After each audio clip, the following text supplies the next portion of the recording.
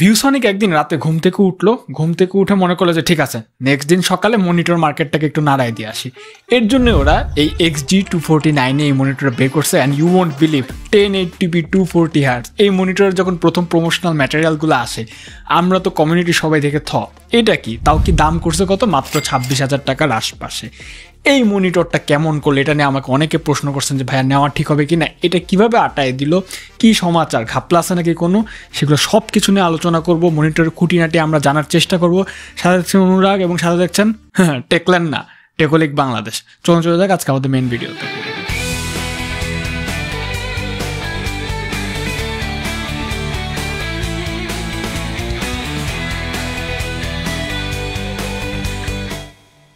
$26,000 টাকার এই মনিটরটাতে প্রথমে যে কনসার্নটা সেটা হচ্ছে বিল্ড কোয়ালিটিতেও ViewSonic chose wake up and chose violence. And তারা করছে কি লিটারেলি অল অ্যাডজাস্টমেন্ট ফিচার এটাতে দিয়ে দিছে। ম্যাটেরিয়াল ওয়াইজ যদি একটু কথাবার্তা বলি, শক্তপোক্ত প্লাস্টিক বিল্ড কোয়ালিটি, যে স্ট্যান্ডটা আছে সেটাও কিন্তু বেশ ভালো। বেস প্লেটটা দেখতে একটু ক্লাসি আছে, একটু হচ্ছে আপনার মানে স্লিক আর্গোনমিকের ভাইব দিবে, দেখতে ভালোই লাগে। বেস প্লেটটাও বেশ শক্তপোক্ত। টোটাল মনিটরটার ওজন নিয়ে আমি কথাবার্তা বললাম না, স্পেকশিটে দেখে নিন। এবং মনিটরের ওজন খুব একটা ম্যান্ডেটরি জিনিসপাতিও না, বিকজ হচ্ছে আপনি মনিটর নিয়ে প্রতিদিন হচ্ছে এই টেবিল থেকে ওই টেবিলে শিফট হবেন না বা কাঁধে করে নিয়ে হচ্ছে অফিসে যাবেন না। ভেসা মাউন্টিং প্লেট আছে 75x75 মনে হয়। এগুলা স্পেক এখানে মেন বিষয় না, আমরা যেটা মেন বিষয় নিয়ে কথাবার্তা বলবো সেটা একটু পরে আসতেছে। এবং কেবল রাউটিংয়ের জন্য কিন্তু ওরা একটা বেশ ভালো একটা সিস্টেম করে দিছে। Ergonomic wise, build quality wise it looks very good. Plastic দিল বেশ ভালো। এবং যেটা ওরা সব থেকে ভালো কাজ করছে, এই মনিটরটাতে অল অ্যাডজাস্টমেন্ট ফিচার দিয়ে দিয়েছে। 26,000 টাকা দামের একটা মনিটরের মধ্যে 240 হার্টজ আটাইছে একটা কথা, তার পাশাপাশি যত রকম অ্যাডজাস্টমেন্ট সম্ভব, হাইট, টিল্ট, সুইভেল আর পিভট সব কিন্তু দিয়ে দিছে। তো বিল্ড কোয়ালিটি নিয়ে আমি বেশি কিছু বলবো না, ইজিলি এটা 10-এ 9 পেয়ে যাবে, নো ডাউট। এখন যেটা আমরা নিয়ে কথাবার্তা বলবো, প্যানেলে কী অবস্থা করে রাখছে এটা একটু বলেন তো। প্যানেলের ক্ষেত্রে ওরা ডেফিনেটলি হচ্ছে কত 24 ইঞ্চের একটা প্যানেল দিচ্ছে 1080p উইচ ইজ 240 হার্টজ, যেটাকে 240 হার্টজ পর্যন্ত পুশ করা যায়।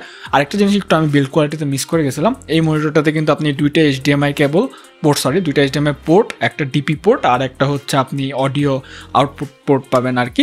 তো যাই হোক, এগুলো গেল। প্যানেলের ক্ষেত্রে আমি বেশি কথা না বাড়িয়ে প্রথমে হচ্ছে আমাদের যে স্পাইডার এক্স প্রো আছে সেটা টেস্টিং রেজাল্ট একটু বলে দিই। আমি যখন গ্যামাট কাভারেজটা মাপলাম তখন দেখলাম যে 95% SRGB, 74% Adobe RGB এবং 79% DCI-P3। অর্থাৎ যদি কম্পিটিশন আমি একটু বিবেচনা করি সেই তুলনায় কিন্তু একদম যে তাদের সাথে নেক টু নেক তা কিন্তু না, বাট খুব কাছাকাছি আছে।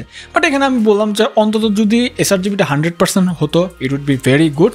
বাট যেটা দিছে, যেহেতু এটা ফার্স্ট অ্যাপ্রোচের মনিটর, 240 হার্টজের অ্যাপ্রোচের মনিটর, সেই হিসাবে কিন্তু ইটস পারফেক্টলি ফাইন। আর তারপরে যদি আমি একটু এটা ব্রাইটনেস নিয়েও কথাবার্তা বলি, আমরা যখন স্পাইডার এক্স প্রো দিয়ে একটু ব্রাইটনেসটা মেজারমেন্ট করলাম, দেখলাম যে মিডলে প্রায় 237 নিটস পর্যন্ত ব্রাইটনেস যায়, 237 নিটস যেটা কিন্তু ইনডোরের জন্য sufficient. But 250 nits is the হচ্ছে আপনার বেসলাইন স্ট্যান্ডার্ড। তো সেটা হিট করলো ব্যাপারটা ভালো হতো, তাও সমস্যা নেই। আপনার দেখতে অন্তত ভিজিবিলিটির ক্ষেত্রে কোনো সমস্যা হবে না, কোনো রকমের নেগেটিভিটি বা হচ্ছে ডিসইউনিফর্মিটির কোনো ইস্যু নাই, এগুলো আমরা চেক করে দেখছি। একটু যদি কন্ট্রাস্ট রেশিও নিয়েও কথাবার্তা বলি, 70% মোডে এটা হচ্ছে আপনার 870:2 কন্ট্রাস্ট রেশিও দেয়, যেটাও কিন্তু ডিসেন্ট, এই ব্যাপারে কোনো সন্দেহ নাই। তারপর যখন আমরা ডেল্টা এ অ্যাভারেজটা এটা মাপতে গেলাম, এখানে না অনেক নাইস একটা ব্যাপার হয়েছে। আমরা প্রথমে হচ্ছে মনিটরকে উইদাউট ক্যালিব্রেশনে ডেল্টা এ অ্যাভারেজটা করলাম। এখানে একটু বলে রাখি যে ডিসপ্লে ক্যাল 3 যে সফটওয়্যারটা আছে সেটার আমরা extended verification test chart use করছি। অনেক রকমের টেস্ট চার্ট মেথড আছে, এখানে কালার যে সোয়াচগুলো আছে এগুলো কালার পরিমাণের উপর নির্ভর করে, স্পাইডার চেকার আছে, তারপর হচ্ছে ভেরিফিকেশন টেস্ট চার্ট আছে। এর মধ্যে আমরা এক্সটেন্ডেড ভেরিফিকেশন টেস্ট চার্ট যেটা সেটা ইউজ করি, কারণ এটাতে প্রায় 54টার মতো কালার নিয়ে কাজ করা হয়। তো উইদাউট ক্যালিব্রেশন দেখলাম যে ডেল্টা এ অ্যাভারেজটা কিন্তু প্রায় 2.35 মতো আসে, যেটা কিন্তু বেশ বেশি। এটা কিন্তু 1-এর কাছাকাছি থাকতে হয় তাহলে ভালো। বাট যেই আমি গামা 2.2 লেভেলে নিয়ে হচ্ছে মনিটরটাকে ক্যালিব্রেট করে ফেললাম, তারপর যখন আমি ডেল্টা এটা মাপলাম তখন দেখলাম যে ডেল্টা অ্যাভারেজ মাত্র 0.2 আসছে। অর্থাৎ এটার যে কালারের ট্রানজিশন, যে অ্যাকুরেসি একদম on point, one of the বলা যায়। গ্যামাট কাভারেজে কিছুটা কাট থাকলেও এইখানে যে ডেল্টা অ্যাভারেজ যে ক্যালিব্রেট করার পর যে রেজাল্ট পাবেন, it's absolutely beast, absolutely good. এখন অনেকে বলেন ভাইয়া আপনি তো ক্যালিব্রেশন করতে পারেন, আমরা কি করব? সমস্যা নাই, আমি নিচে ডেসক্রিপশন বক্সে আমাদের যে কালার প্রোফাইলটা আছে সেটা আমি হচ্ছে দিয়ে দিলাম। ওটা আপনারা যদি কেউ মনিটরটা কিনেন, ওটাতে হচ্ছে এই কালার প্রোফাইলটা, আইসিসি যে কালার প্রোফাইলটা আছে ইনস্টল করে ইজিলি হচ্ছে আপনারা মজাটা নিতে পারবেন। এটা তো গেল হচ্ছে আমার মোটামুটি কাগজ কলমে এবং হচ্ছে গিয়া বেঞ্চমার্কের কথাবার্তা। রিয়েল লাইফের এক্সপিরিয়েন্স কেমন ছিল? রিয়েল লাইফ এক্সপিরিয়েন্সের কথা যদি শেয়ার করি, এই মনিটরের শার্পনেস ওয়াজ ট্যাক্ট, বেশ ভালো লাগছে আমার শার্পনেসটা। কালারের অ্যাকুরেসিকে আমার এটাকে একটা সাধুবাদ দিতেই হবে, বিকজ হচ্ছে এমএসআই এর পাশাপাশি এটার যে ফ্যাক্টরি কালার ক্যালিব্রেশন নিয়ে যদি আমি একটু কথাবার্তা বলি, factory colour calibration wise it's good, but একদম যদি আপনি নিট পিকিং করেন সেখানে কিন্তু ভিউসনিকের একটু ঘাটতি আছে। ওরা যদি ডেল্টাই অ্যাভারেজটা দেখে অন্তত বোঝা যায় যে ভিউসনিকের এই প্যানেলটার ক্যালিবার অনেক বেশি, এটাকে যদি ঠিকমতো পুশ করা যায় অনেক দূর পর্যন্ত কিন্তু রেজাল্ট দেবে। বাট ফ্যাক্টরি থেকে যদি একটু ভালো মতো ওরা টিউনিং করতো মনিটরটা, তাহলে হয়তো বা গ্যামাট কাভারেজটা আরেকটু বেশি আসতো, সামান্য বেশি আসতো। P3 যে লোডটা আছে, P3 লোডে যদি আরেকটু হচ্ছে আপনার পার্সেন্টেজ বেশি আসতো, তাহলে সিনেম্যাটিক টোনটা আপনার ভালো মতো উপভোগ করতে পারতেন। যদিও আপনার ওএসডিটা হচ্ছে কালার টেম্পারেচার বা কালারের যে হচ্ছে আপনার 8GB ব্যালেন্স, সেটা এদিক ওদিক করে সিনেম্যাটিক টোনটা উপভোগ করতে পারবেন। বাট মনিটরের একটা ইনহাউস হচ্ছে আপনার ক্যালিবার বলে ব্যাপার আছে, সেখানে কিন্তু যদি ভিউসনিক দেখা গেল যে এটার পর আরেকটা মডেল আছে সেটা কিন্তু আরও পারফেক্ট হয়ে গেল। যাই হোক, এটাকে আমি কোনো দুর্বলতা হিসেবে ধরবো না, বাট অন্তত ডেল্টা এই অ্যাভারেজটা দেখে বোঝা যায় যে এই মনিটরটা বেশ ভালো ক্যালিবারই কিন্তু আছে। তো এইটা নিয়ে আমি কথাবার্তা বলবো না। এবং আমি যখন ইউজ করছি 240 হার্টজ নিয়ে একটু কথাবার্তা বলি। 240 hertz is a different level of experience. আমি এতদিন 165 হার্টজ ইউজ করছি, ওটাই আমার কাছে অনেক ভালো লাগতো। 240 হার্টজে জিনিসপাতি মনে হয় আরও অনেক স্মুথ হয়ে গেছে। যেই পিসিগুলো দিন দিন চালাতে চালাতে একটু হয়ে যায় না, একটু কম স্মুথ হয়ে যায় না, ওটাও আপনার মনে হচ্ছে যে আচ্ছা বেশ ভালো রেসপন্ড করতেছে। এটাতে কিন্তু আপনার HDMI 2.1 সাপোর্টের যে কোনো সিস্টেমে 240 হার্টজ পেয়ে যাবেন, ডিসপ্লে পোর্ট যে কোনো জায়গায় কানেক্ট করলে পাবেন। বাট HDMI 1.4 হচ্ছে 240 হার্টজ পাবেন না, 200 হার্টজ পর্যন্ত হয়তো বা যায়। তো এইখানে 240 হার্টজ এক্সপিরিয়েন্সটা ওয়াজ ভেরি গুড। এমনিতে এই মনিটর আমি যেমনটা বললাম, কোনো নেগেটিভ ইস্যু বা শিফটিং ইস্যু, কালারের হচ্ছে আপনার ডেভিয়েশন ইস্যু, সেগুলো আমি কিচ্ছু পাই নাই। একটা আইপিএস প্যানেল যেমন হওয়া উচিত এটা ঠিক সেরকমই, এক্সেপ্ট দ্য গ্যামাট কাভারেজ যদি একটু বেটার হতেন আমি বলে দিলাম। এই তো গেল ডিসপ্লে অ্যানালাইসিসের কথাবার্তা। এখন যদি হচ্ছে আমি একটু এটার রেসপন্স টাইম এবং গোস্টিং পারফরমেন্স নিয়ে কথাবার্তা বলি। রেসপন্স টাইম মেজারমেন্টের যেহেতু টুল নাই, সেক্ষেত্রে একটু আমার এক্সপিরিয়েন্সের উপরে আপনাদের বিশ্বাস করতে হবে।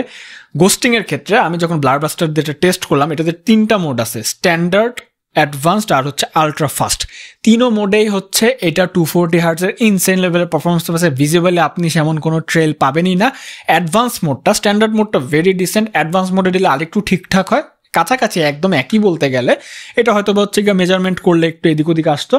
আলট্রা ফাস্ট মোডে ট্রেলটা একেবারে গায়েব হয়ে যায়, কোনো ইনভার্স গোস্টিং আপনি পাবেন না, শুধুমাত্র আর্টিফ্যাক্টের একটা হালকা ফ্রিঞ্জিং লাইন পাবেন, খুবই সামান্য, বাট দ্যাটস গুড, সমস্যা নেই। অর্থাৎ যারা স্পোর্টস গেমিং করবেন বা হাই অকটেন গেমিং করবেন, অ্যাপেক্স লেজেন্ড হতে পারে, তারপরে হচ্ছে আপনার ভ্যালোরেন্ট হতে পারে, বা হচ্ছে ওয়ারজোন হতে পারে, তারপরে হচ্ছে আপনার আছে কি জানি বলে কাউন্টার স্ট্রাইক আছে, এইগুলোতে কিন্তু আপনি যে এক্সপিরিয়েন্স পাবেন, জিরো গোস্টিং এর আশপাশে একটা রেজাল্ট পাবেন একটা আইপিএস প্যানেল থেকে। ViewSonic has done excellent job, এখানে আমি ভিউসনিককে সাধুবাদ দিব। এইখানে 10-এ 9.5 দিতেই হবে এটাকে, নো ডাউট। তারপর যখন আমি একটু একটা ব্যাকলাইট ব্লিডিং নিয়ে কথাবার্তা বলি, এমনিতে আমরা ভিউসনিকের যে মনিটরগুলো আছে ওটার ট্রেন্ড দেখছি যে তারা মনিটরের শিল্ডিংটা বেটার করে, বাট আইপিএস প্যানেল যেহেতু এখানে একটু ব্লিড বা গ্লো তো থাকবেই।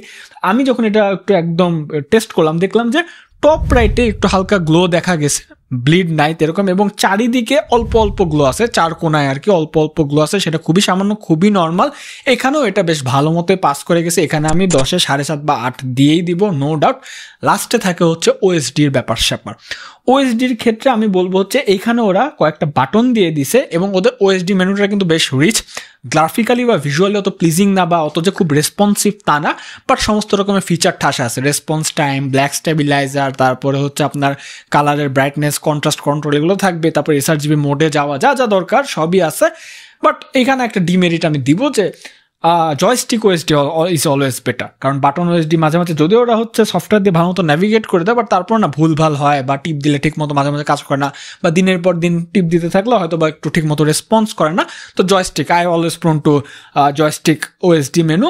তো এইখানে মোটামুটি ঠিক ভালোই করছে, সমস্যা নেই, বাট ইটস ফাইন। এখন লাস্টে তাহলে মনিটরটা নিয়ে কি বলা যায়, ভিউসনিকের মনিটরটিকে নেওয়া উচিত নাকি উচিত না। আমি বলবো গ্যামাট কাভারেজ ইটস ফাইন। আপনি কিন্তু 100% গ্যামাট কাভারেজ মানে SRGB কাভারেজ এবং 95% খুব একটা কিন্তু বুঝবেন না, ব্রাইটনেসটা যদি আরেকটু বেটার হতো ইট উড বিন গুড, তাহলে হচ্ছে যাদের একটু বেশি দরকার হয় তারা ভালো পেত, সমস্যা নেই। কন্ট্রাস্ট রেশিও ঠিক আছে। এইগুলো বাদে এই বাজেটে একটা মনিটর আমাকে অল অ্যাডজাস্টমেন্ট ফিচার দিচ্ছে, উইচ ইজ ভেরি ইম্পর্টেন্ট। যারা কোডার আছে, প্রোগ্রাম আছে, তারা তো ভার্টিক্যাল করে চালায়, বা অনেক ক্রিয়েটরও কিন্তু ভার্টিক্যাল করে চালায়, তাদের জন্য it's absolutely bang for the বাক। 240 হার্জ আপনাকে একদম উড়ায় দিবে, খুবই ভালো। হোস্টিং পারফরমেন্স ভেরি গুড, গেমিংয়ে আপনি খুবই ভালো পারফরমেন্স পান। এবং যদি কন্টেন্ট ওয়াচিং বা ডিজাইনিং করেন, এটার যে হচ্ছে আপনার ক্যালিব্রেশনের পর যে ডেল্টা অ্যাভারেজ, সেটাতে কিন্তু আপনি কালারের যে নিউট্রালিটি সেটা কিন্তু মোটামুটি এনশিওর পাবেন। এবং শার্পনেস ওয়াইজও it's a very good monitor, আমার দেখে বেশ ভালো লাগছে। টেক্সট শার্পনেস যা যা আছে সব ভালো মতোই কাজ করছে। তো এই মনিটরটা হচ্ছে এখানে শেষ করতেছে। আমাদের একটা গ্রুপ আছে টেকলিক বাংলাদেশ, অ্যান্ড আমাদের কিন্তু এই চ্যানেলটার নাম চেঞ্জ হয়েছে। কেন হয়েছে, কি খবর, এটা কিন্তু আগে টেকল্যান্ড বাংলাদেশ ছিল, এখন টেকলিক বাংলাদেশ কেন হয়েছিল সেটার এক্সপ্লেনেশনটা আমি এই ভিডিওতে দিয়ে দিলাম, এই যে এখানে আপনারা দেখতে পারতেছেন। তো দেখাবো না কোনো ভিডিওতে, তো গুড বাই, অ্যান্ড ডেফিনেটলি আইল catch on the next one.